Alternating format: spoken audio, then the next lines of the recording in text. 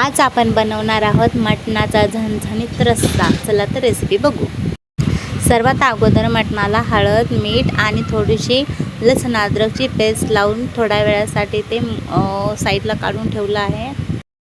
आणि आता नंतर आळणी रस्सा बनवण्यासाठी मी एका पातेल्यामध्ये थोडंसं तेल घेतलं आणि जे आपण मटणाला हळद, मीठ ते लावून बाजूला ठेवलं होतं ते त्याच्यामध्ये ॲड केलं आणि नंतर थोडंसं टमाटर टाकलं।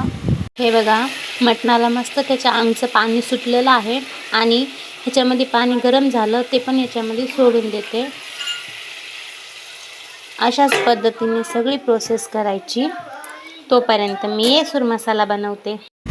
येसूर मसाला बनवण्यासाठी हरभऱ्याची डाळ, तांदूळ, बाजरीचे पीठ, खोबरे, पांढरे तीळ, कलम, जिरे आणि धने एवढं लागते।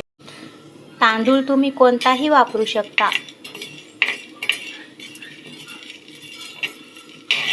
तसा तर मी तो कोलम तांदूळ घेतलेला आहे।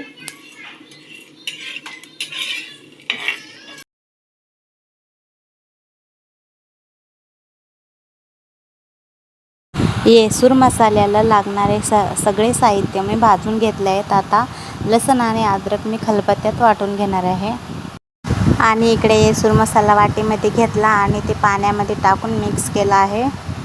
सर्वात अगोदर फोडणीत कांद्याची पेस्ट टाकली, नंतर सुके मसाले ॲड केले, त्यात चटणी, मसाले, कांदा मसाला सगळे मसाले ॲड केले आहेत त्याच्यामध्ये। मसाल्याला तेल सुटलं आहे। आता त्यामध्ये आळणी रश्श्याचं मटण टाकून देऊ। आता तुम्हाला जितका रस्सा हवा आहे तितकं तुम्ही पाणी टाका आणि वरून कोथिंबीर।